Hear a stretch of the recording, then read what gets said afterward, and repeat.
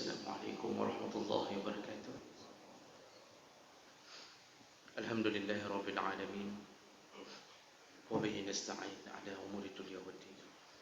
أشهد أن لا إله إلا الله وحده لا شريك له وأشهد أن محمدا عبده ورسوله الكريم. اللهم صل وسلم على نبينا المصطفى محمد وعلى آله وأصحابه أجمعين. أما بعد، رب اشرح لي صدري ويسر لي أمري واحلل عقدة من لساني يفقه قولي. Segala puji bagi Allah, kemudian salawat dan salam kepada Rasulullah, pada keluarga dan seluruh sahabat-sahabatnya. Jamaah salat subuh yang Allah muliakan insyaAllah di dunia dan di akhirat. Kita akan menyambung pelajaran tentang dosa-dosa besar berdasarkan dalil-dalil dari Allah dan Nabi SAW.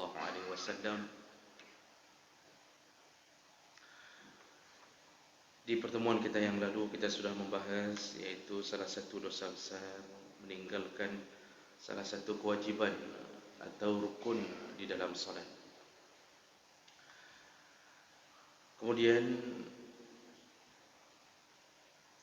dosa besar berikutnya yaitu perkara-perkara yang menyebabkan makruh untuk dibawa ke dalam solat, tapi perbuatan itu haram. Artinya tidak disukai kalau dibawa ke dalam solat, tapi perbuatan itu sendiri adalah perbuatan haram. Apa dia? Yaitu yang berhubungan dengan mengubah ciptaan Allah pada tubuh kita.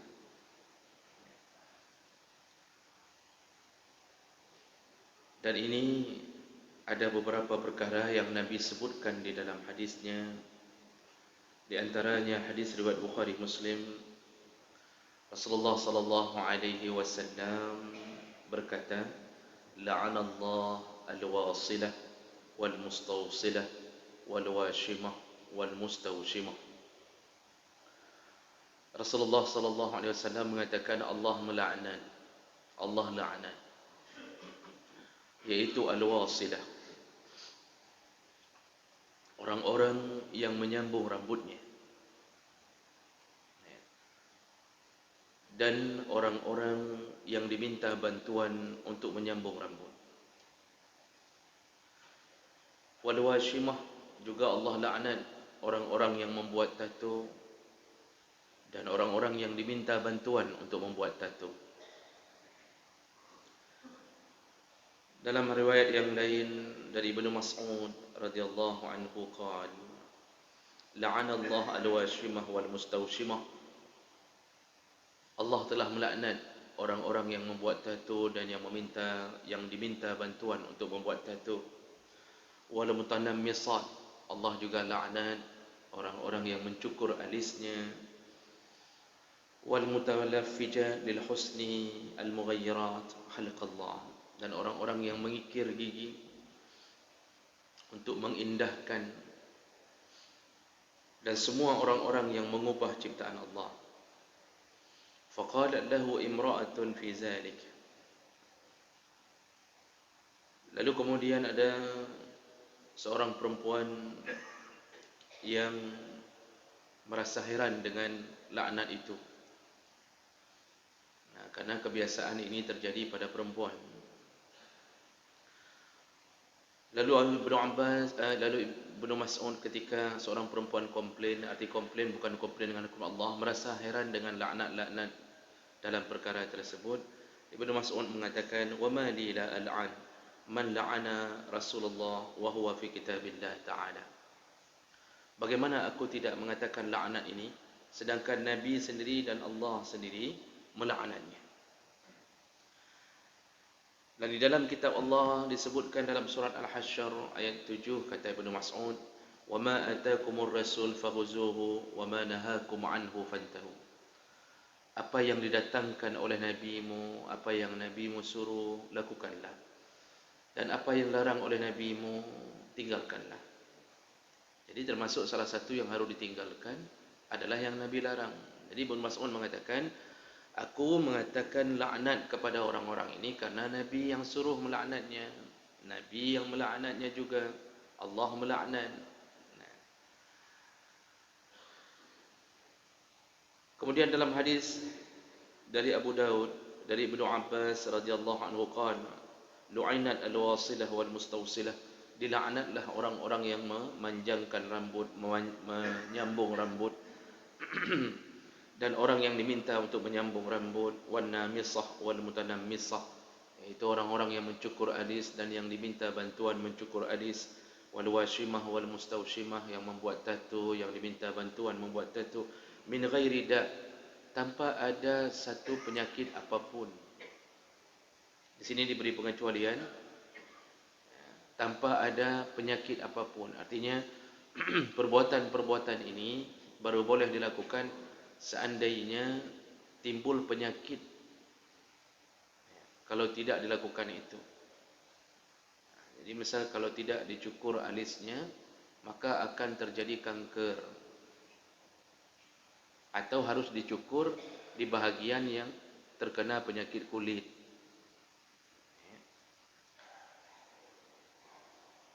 Jadi jemaah melakukan Allah Subhanahu wa taala, ini semua adalah perbuatan-perbuatan yang dilaknat oleh Allah dan Nabi. Dan apabila pekerjaan ini dibawa ke dalam salat, artinya ada orang bertato salat, batalkah salatnya? Jumhur ulama mengatakan salatnya tidak batal, tapi perbuatannya haram, menyebabkan Allah Subhanahu wa taala mencabut pahala salat. Ini sama dengan orang salat memakai baju curian.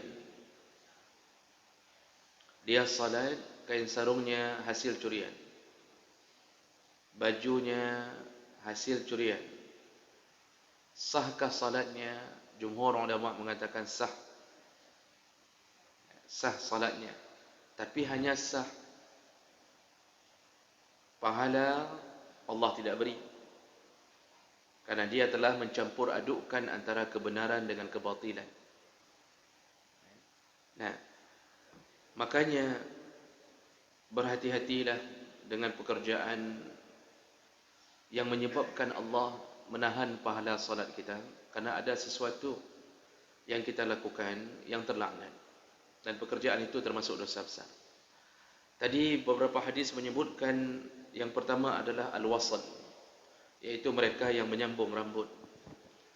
Istilah hari ini disebut dengan hair extension. Jadi ada pilihan kalau mau ke salon untuk menyambung rambut. Sepakat para ulama menyebutkan menyambung rambut ini baik disambung dengan rambut manusia yang suci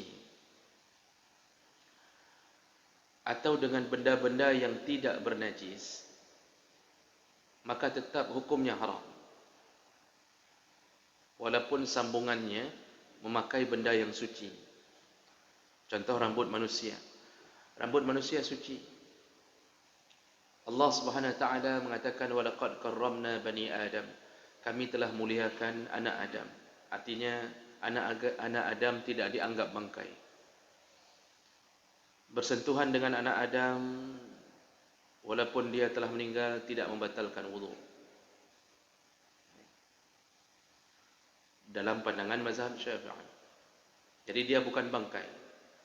Atau kita sambung rambut dengan benda-benda yang tidak bernajis. Benang, mengumpulkan benang, lalu kemudian disambung rambut, atau apa sajalah. Kalau yang benda tidak bernajis dan rambut anak Adam saja tetap haram, apalagi menyambung dengan benda bernajis. Maka menyambung dengan bulu kambing, menyambung rambut dengan bulu binatang-binatang, itu semuanya haram, diharamkan. Dan kecenderungan pekerjaan ini dilakukan oleh para perempuan, para wanita. Dan sepakat juga para ulama, jumhur ulama, walaupun ada pandangan mazhab Hanafi yang mengatakan boleh dengan sifatnya makruh, tapi jumhur ulama mengatakan baik perbuatan itu tidak ada izin atau diizinkan oleh suami. Baik tidak ada izin atau diizinkan oleh suami. Itu kata jumhur ulama. Satu-satunya yang membolehkan perbuatan ini yaitu apabila dia menyambung rambut karena penyakit. Tapi itu pun jarang sekali terjadi. Bagaimana seseorang melakukan itu karena menghindari penyakit? Dan itu harus berdasarkan keterangan ahli, harus berdasarkan keterangan dokter yang ahli di bidang itu.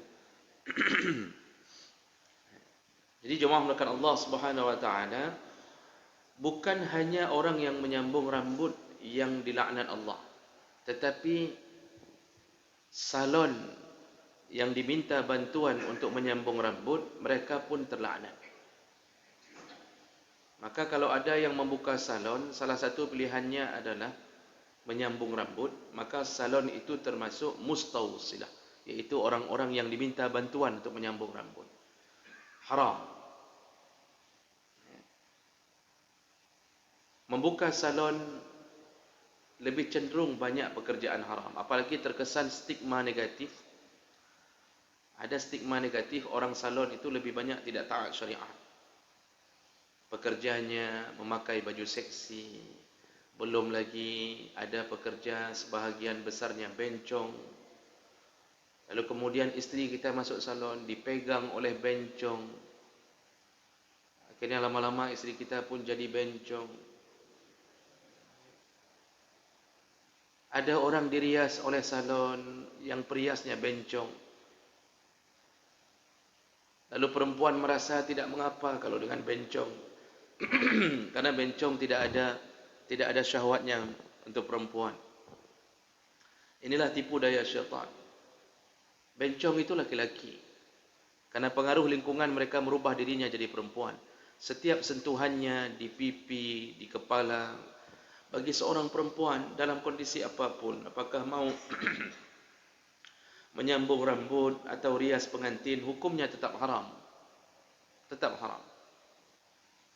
Mereka melakukan perbuatan haram dengan meniru-niru perempuan, lalu mereka memegang-megang perempuan yang sebenarnya mereka adalah laki-laki, itu juga termasuk perbuatan haram. Makanya pekerjaan salon, ini bagi kita yang punya bisnis salon, itu tidak boleh membuka satu cabang, tidak boleh buka salah satu pelayanan terhadap menyambung rambut, tidak dibolehkan. Kalaupun bukalah secara syar'i. Jadi benar-benar hanya melayani perempuan dan pekerjaan-pekerjaan yang dibolehkan. Pekerjaan-pekerjaan yang dibolehkan. Yang masih dalam fatwa-fatwa tidak berdosa. Nah, ini pekerjaan pertama yang dilaknat oleh Allah. Lalu kemudian Nabi menyebutkan al-washam, yaitu membuat tattoo. Membuat tattoo ini yang dimaksud adalah membuat tattoo yang sifatnya melekat pada kulit dan bukan bentuk gambaran yang bisa dihapus sekali hapus. Jadi istilahnya kalau kita hanya menggambar dengan pulpen, sekedar bermain-main, kita menggambar di tangan, lalu kemudian kita hapus lagi, di saat itu dianggap bukan tattoo. Tapi yang dimaksud membuat tattoo adalah melekat pada kulit dengan model apapun, sekecil apapun, tidak peduli letaknya di mana. Kalau ada gambar itu melekat, lalu kemudian kita salat, hukumnya tadi disebutkan bahawa oleh para ulama salatnya sah Jadi yang maksud sah ya enggak usah qada, tidak usah diulang. Tapi tidak ada pahalanya. Orang-orang yang hari ini bertaubat, para preman-preman taubat. Ketika taubat, di tubuhnya penuh dengan tattoo. Tubuhnya dipenuhi dengan tattoo. Dan kemudian kita dapatkan keterangan bahawa ternyata mereka tidak bisa lagi mencabutnya karena warna dan model masuk ke dalam kulit. Jadi ada tipe yang memang tidak bisa dicabut kecuali dengan melukai kulit. Itu harus ditusuk kembali dan bisa mudarat. Para ulama ketika membahas tentang apa hukumnya tattoo yang tidak bisa dicabut dan kita sudah taubat, para ulama mengatakan dimaafkan kalau memang benar berdasarkan keterangan yang ahlinya, kalau dicabut tattoo itu bisa menyebabkan mudarat pada tubuh. Jadi mudarat itu bisa menyebabkan kebinasaan, bisa infeksi kulit, bisa terjadi hal-hal yang tidak diinginkan. Di saat itu dibolehkan untuk tidak lagi mencabut tattoo kalau memang keadaannya menyebabkan mudarat. Tapi ada tattoo yang tipenya bisa dicabut. Ini wajib untuk dihapus. Wajib untuk dihapus. Dan bukan saja orang yang membuat tattoo yang dilaknat, tapi juga yang diminta bantuan untuk membuat tattoo. Jadi jemaah melakukan Allah membuat tattoo ini bisa terkena penyakit ini pada laki-laki dan perempuan. Laki-laki lebih cenderung karena hanya ingin menampakkan rasa kejantanan sehingga tattoo dianggap lambang keberanian. Nah, inilah kebodohan kaum jahiliyah modern menganggap tattoo adalah bahagian daripada keberanian. Jadi beraninya berani apa? Berani sesama manusia, berani bertengkar, berani berantam, bahkan membunuh. Tapi ketika diajak jihad fi sabilillah, semua menjadi ciut nyalinya. Banyak orang yang model begini. Ketika di depan publik, Masya Allah, remannya luar biasa. Ketika di dalam hutan, menjadi kucing. Kalau di kota, jadi harimau. Ketika diajak jihad, menjadi kucing. Ini harimau-harimau bermental kucing, muncul di akhir zaman ketika tidak dihiasi oleh iman. Orang beriman itu tidak menampakkan keremanannya melalui tattoo. Orang beriman itu tidak menampakkan keberaniannya sesama muslim, kecuali diminta. Dan kapan permintaan itu? Ketika jihad fi sabilillah. Jadi kita ini walaupun nampaknya hari-hari dengan pakaian-pakaian biasa, dengan jubah, kain sarung, dengan kopiah, lembut gaya bicara, tapi ketika diajak untuk membela Allah dan Nabi, maka kitalah yang berada di baris depan. Begitulah sifat orang beriman. Jadi hana pedih reman. Pedih reman di ke orang kafir. Bukan pedih reman kepada sesama muslim. Kemudian Rasulullah sallallahu alaihi wasallam juga menyebutkan al-mutanammisah. Haram hukumnya melakukan an-nams, yaitu mencukur alis. Ini perbuatan paling aneh yang dilakukan oleh perempuan dan tidak pernah dilakukan oleh laki-laki, kecuali bencong. Artinya tidak jelas antara dia laki atau perempuan. Belum pernah laki-laki mencukur kumis lalu menempelkannya kembali dengan pulpen. Belum pernah, dan saya tidak pernah mendapatkannya. Ada yang mencukur kumisnya lalu mengambil spidol, membuat yang baru. Tidak pernah. Yang ada dicukur kumis selesai. Jadi laki-laki tidak melakukannya. Jadi pekerjaan ini apa? Pekerjaan paling aneh yang dilakukan oleh seorang perempuan. Mencukur alis. Bisa bayangkan apabila seorang perempuan mencukur alis lalu tidak membuat dengan spidol yang baru, maka pasti dia mirip hantu belau. Jadi alis dicukur habis. Ini tidak ada bulu sedikit pun. Allah beri keindahan sekaligus menahan radiasi matahari. Allah beri kenikmatan. Tapi kemudian dicukur oleh sebahagian perempuan yang tidak beriman. Setelah dicukur, anehnya dibuat yang baru. dengan spidol permanen. Kalau spidol whiteboard, itu begitu ketemu papan tulis atau ketemu dinding hilang. Ini dengan spidol permanen, entah apa bahannya, dibuat kembali. Lebih panjang, lebih berlekuk-lekuk, lebih hitam. Kadang-kadang dihiasi dengan biru sedikit. Di saat kita melihatnya, kita tidak tahu mana robot, mana manusia. Dan ini muncul penyakit ini pada perempuan. Seharusnya kalau cukur-cukur saja, itu terkena laknat. Tapi yang anehnya dia buat baru. Kalau buat baru, untuk apa dicukur? Beriat bangai. Kalau sudah buat baru, untuk apa dicukur? Bagus, nggak usah cukur dari awal. Kalau mau tambal-tambal saja. Nah, jadi ini aneh. Habis cukur, buat baru. Makanya banyak keanehan terjadi pada orang-orang yang memang tidak takut kepada Allah Subhanahu Wa Taala. Mereka yang mencukur ini termasuk golongan-golongan yang sama dengan pembuat tattoo dan menyambung rambut, terlaknat. Dan ini menjadi gaya hari ini. Kalau bisa dihubungkan dengan salat, kalau dihubungkan dengan salat tadi, karena ini dimasukkan ke dalam bab hal-hal yang membuat salat bisa terkurangi pahalanya dan perbuatan itu haram. Maka orang-orang yang mencukur alis lalu kemudian salat, karena itu perbuatan terlaknat dibawa ke dalam salat, sifatnya sama, salatnya sah, tapi Allah akan cabut pahalanya. Allah tidak berikan pahalanya. Jemaah maka Allah Subhanahu Wa Taala. Dan berikutnya yang diharamkan oleh Rasulullah sallallahu alaihi wasallam adalah al-mutafallijat, yaitu yang mengikir gigi. Ini perbuatan terakhir yang disebutkan dalam beberapa hadis, mengikir gigi. Mengikir gigi yang dimaksud adalah kebiasaan jahiliyah, yaitu taring, gigi taring itu disamaratakan dengan semua gigi agar nampak keindahannya ketika tersenyum.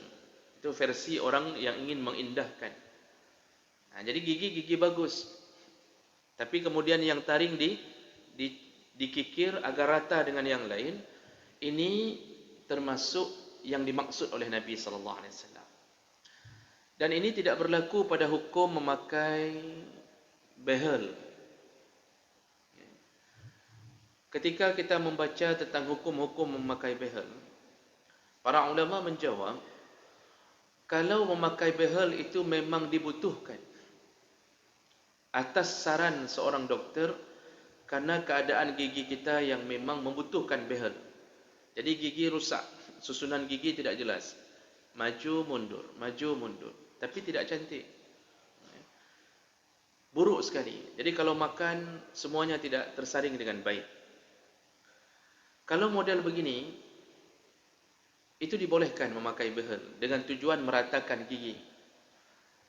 Tapi ketika behel dijadikan sebagai fashion, padahal gigi sudah bagus, putih cemerlang, lalu behel dipakai untuk memperindah. Ini kejadian ini beberapa tahun yang lalu, Pak. Karena orang kita ini menanggapi sesuatu sifatnya musiman, ilap-lap, sedang batu giok, sedang pot bunga putih, sedang bunga-bunga dari hutan dikeluarkan semua ke kota, ribut semuanya.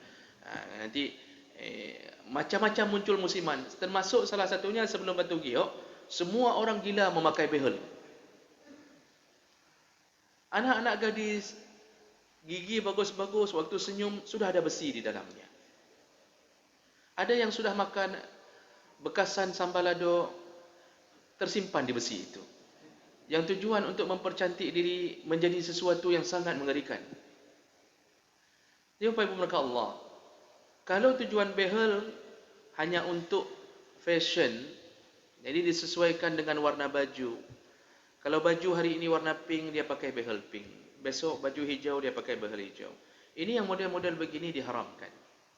Ini yang model diharamkan. Tapi kalau behelnya memang mengatur gigi kembali, maka insya Allah dibolehkan.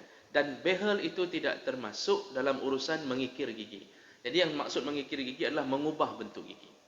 Nah, jemaah maka Allah, dari semua pekerjaan yang berdosa ini, yang menjadi pikiran kita atau pertanyaan kita, kenapa diharamkan? Ada apa ketika dia haramkan? Satu permasalahan, yaitu al-mutaghayyirat li khalqillah. Semua pekerjaan itu dianggap merubah bentuk dari ciptaan Allah Subhanahu wa taala. Merubah bentuk dari ciptaan Allah. Jadi tidak boleh menyambung rambut. Kalau rambut, seandainya rambut pendek bagi seorang perempuan, ya, itu tidak mengapa selama rambutnya tidak mirip seperti laki-laki. Tidak mengapa. Dibolehkan. Jadi tidak perlu berkecil hati. Nah, semua yang diharamkan tadi berhubungan dengan mengubah ciptaan.